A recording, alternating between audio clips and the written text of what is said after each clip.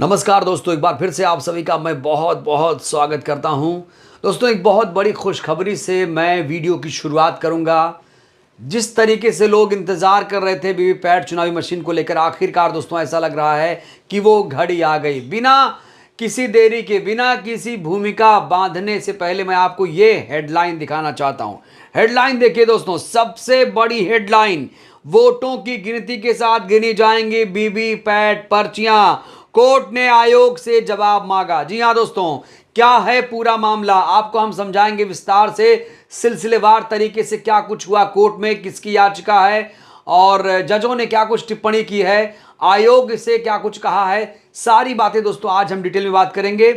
लेकिन आप सभी से खास अपील मैं करना चाहता हूं दोस्तों, ये जो वीडियो है पूरा देखिएगा, जिससे आपको पूरा जो मामला इस समय चल रहा है वो आपको समझ में आए।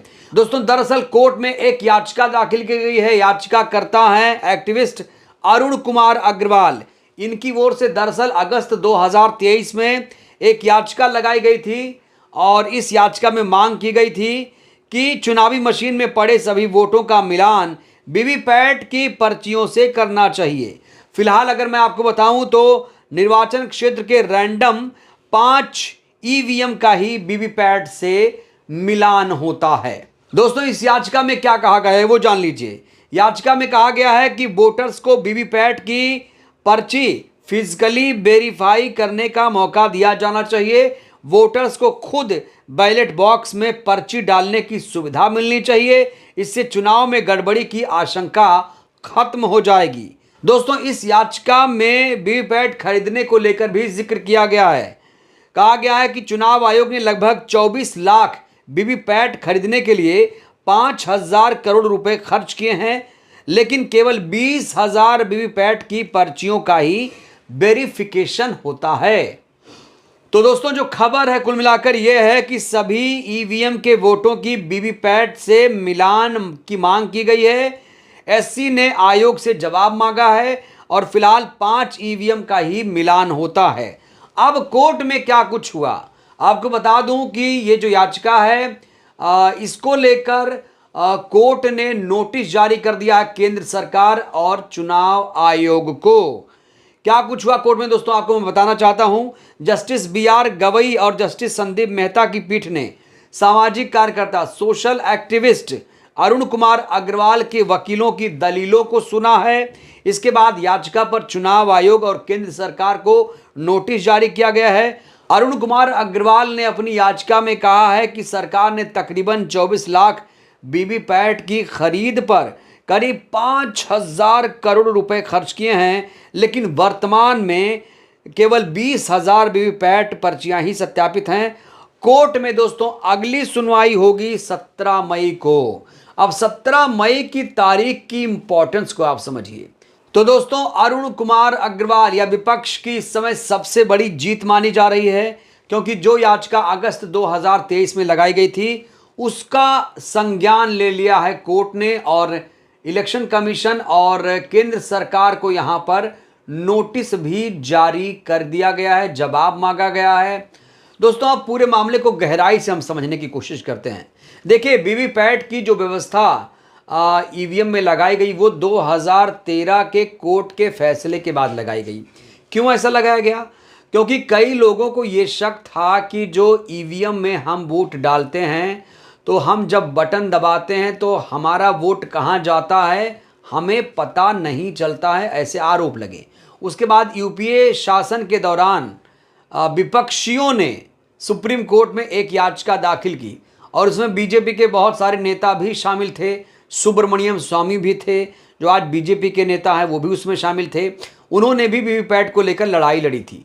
तो वीवीपैट की व्यवस्था 2013 में की गई। अगर मैं ईवीएम की विधिवत शुरुआत की बात करूं तो 2004 के लोकसभा के चुनाव में इसकी विधिवत शुरुआत हुई। तो वीवीपैट तो लगाया गया, लेकिन जो व्यवस्था वीवीपैट में लोगों को पहले ही दे दी जानी चाहिए थी वो व्यवस्था आज तक बहाल नहीं हुई। दोस्तों, जैसा कि आपको मालूम है कि जब आप ईवीएम का बटन दबाते हैं तो वीवीपैट से पर्ची निकलती है कि आपने वोट किसे दिया, इसको लेकर एक पर्ची निकलती है।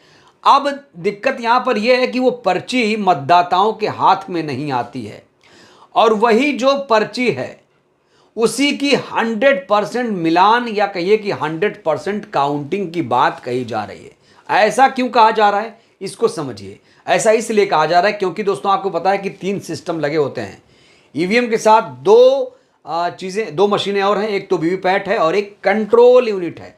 कंट्रोल यूनिट में ही डेटा फीड होता है और कंट्रोल यूनिट के जो नतीजे होते हैं वीवीपैट की पर्चियों की जो संख्या होती है दोस्तों, उसको यहां पर मिलान कराने की बात कही जा रही है।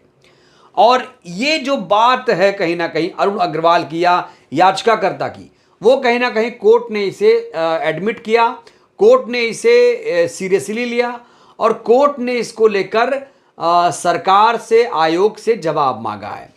और दोस्तों आपको बताऊं तो ये जो मुद्दा है काफ़ी पुराना हो चुका है। याद करिए मार्च 2023 में एडीआर की भी एक याचिका ऐसी ही कोर्ट में लगाई गई थी। उसमें भी यही कहा गया था कि आप वीवीपैट के पर्चियों की 100% काउंटिंग करिए। लेकिन यहाँ पर कहा गया है कि वोटों की गिनती के साथ गिनी जाएं वीवीपैट की पर्चियां। यानी कुल मिलाकर यहाँ पर कहा जा रहा है कि सभी ईवीएम के वोटों की वीवीपैट से मिलान हो। मतलब आपने जो वोट डाला वो पर्ची आपको तुरंत मिलनी चाहिए। दोस्तों आपको यहाँ पर एक बात और याद दिलाना चाहता हूँ, जब आप चुनावी मशीन में अपना वोट डालते हैं तो वोट डालने के दौरान वीवीपैट में एक डिस्प्ले लगा होता है, स्क्वायर में ये देखिए दिखता है ऐसे।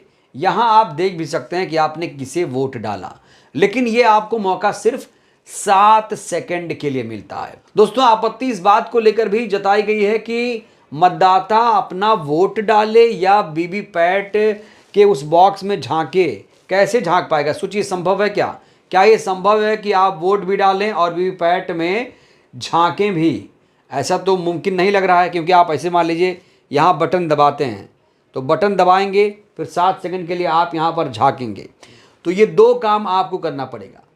ये काम ना करना पड़े इसलिए भैया जो पर्ची निकल रही है उसे रखने की ज़रूरत क्या है? क्यों आप झंकवा रहे हैं वीवीपैट में? आप सीधे सीधे जो पर्ची निकल रही है उसे दीजिए, ट्रांसपेरेंट फेयर फ्री इलेक्शन कराइए। हालांकि आयोग लगातार ये दावा कर रहा है। आयोग से अगर आप चुनावी मशीन को लेकर सवाल पूछेंगे तो आयोग यही कहेगा कि भैया ईवीएम की कोई खता नहीं है। शेरो शायरी भी सुना चुका है आयोग, आपको पता ही होगा। तो चुनावी मशीन को लेकर आयोग हो, सरकार हो, इसके पक्ष में वो लोग कूद पड़े हैं, फेविकोल की तरह चिपके हुए हैं। लेकिन दोस्तों अब मामला पूरा कोर्ट में पहुंच चुका है। कोर्ट ने भी इस मामले को लेकर संज्ञान ले लिया है। सोचिए दोस्तों, ये जो मामला है, जो उलझा हुआ मामला है, ये 2013 और 14 में ही इस मामले को सुलझा लेना चाहिए था। लेकिन दोस्तों ये मामला उलझता रहा और आखिर तक अभी तक ये वीवीपैट की पर्चियों की जो काउंटिंग नहीं हो पाई है, ना ही वीवीपैट की पर्चियां मतदाताओं के हाथों में पहुंच पाई हैं। दोस्तों जहां कोर्ट ने आयोग से और सरकार से जवाब मांगा है नोटिस जारी करके, तो वहीं पर एक और बड़ी बात सामने आई है। एक चीज खबर में और आप जान लीजिए। अब जो अगली सुनवाई है वो कहा जा रहा है कि 17 मई को होगी। 17 मई को सुनवाई होगी। 17 मई की तारीख को थोड़ा समझिए दोस्तों। पहला वोट जो पड़ेगा हमारे देश में लोकसभा चुनाव के लिए वो 19 अप्रैल को है। आखिरी वोट 1 जून को पड़ेगा। 4 जून को काउंटिंग हो जाएगी। 4 जून के बाद नई सरकार बन जाएगी। अब यहां पर सवाल यह खड़ा होता है कि भाई 17 मई को सुनवाई करने की क्या जरूरत है? इसको लेकर लोग कह रहे हैं कि तारीख जो है और पहले देना चाहिए था। तारीख आप अगर 17 अप्रैल भी कर देते तो भी ठीक था। अब जब चुनाव हो ही रहा है, डिस्टर्ब करने की क्या जरूरत थी? जब चुनावी मशीन से ही ये पूरा लोकसभा का इलेक्शन हो रहा है तो फिर 17 मई का क्या मतलब है? क्या ये जो फैसला होने वाला है वो अगले लोकसभा के लिए होगा और विधानसभाओं के लिए होगा? तो दोस्तों इसको लेकर लोग ये भी कह रहे हैं कि अब ये जो चुनाव है ये ईवी मशीन से ही होगा, क्योंकि कोर्ट ने तो नोटिस जारी किया, कोर्ट ने अपना काम भी किया, याचिकाकर्ता भी खुश, कोर्ट भी खुश, नोटिस के बाद देश की जनता भी खुश। लेकिन पेच फंस गया है जो अगली तारीख है उसको लेकर। बड़ा सवाल, क्या ये मामला भी लंबा खींचने वाला है? क्योंकि दोस्तों छोटी सी बात तो है भाई, वीवीपैट के पर्चियों की मिलान कर दीजिए, जो मतदाता उन्हें सौंप दीजिए। इसमें यहाँ पर क्या बड़ी बात, बड़ी बाधा है। और दोस्तों कोर्ट चाहे तो कुछ भी कर सकता है। कोर्ट ने संजय सिंह को भी जमानत दे दी है। कोर्ट ने तमाम तरह के जो मसले हैं वो सुलझाए हैं और इस समय तमाम जो अदालतों से फैसले आ रहे हैं उससे कहीं ना कहीं लोगों का जो विश्वास अदालत में और ज़्यादा बढ़ा है। सभी ईवीएम के वोटों की वीवीपैट से मिलान की ये मांग हो रही है। अब देखिए मामला थोड़ा लंबा खिंच सकता है क्योंकि तारीख जो है अगली सुनवाई है 17 मई को। दोस्तों ईवीएम को लेकर एक बड़ा सवाल ये भी खड़ा होता है कि जब भी कोई पार्टी चुनाव हारती है तो वो ईवीएम पर ठीकरा फोड़ देती है, लेकिन जब जीतती है तो ईवीएम पर कोई भी सवाल नहीं खड़े करता। ये क्यों? लेकिन इस बार थोड़ा सा ट्रेंड बदला ईवीएम को लेकर। अभी से ही लोग इसको लेकर सवाल खड़े कर रहे हैं और अब कोर्ट के इस नोटिस के बाद ऐसा लग रहा है कि इस मामले का दोस्तों जल्दी से जल्दी समाधान हो जाएगा। वैसे दोस्तों आपको क्या लगता है, क्या ये जो मामला है ये सुलझ जाना चाहिए? क्या जो वोटिंग हो वो बैलेट पेपर से हो या ईवी मशीन से हो, या जो अभी व्यवस्था बनाने की बात कही जा रही है कि सभी ईवीएम के वोटों की वीवीपैट से मिलान हो जाए, ये दोस्तों कैसा रहेगा? अपनी प्रतिक्रिया आप लोग जरूर दीजिए। वीडियो को लाइक करिए, चैनल को सब्सक्राइब करिए, सहयोग करिए, जन जन तक पहुंचाइए जिससे देश की जनता जागरूक हो। बहुत बहुत धन्यवाद, शुक्रिया। जय भारत, जय संविधान।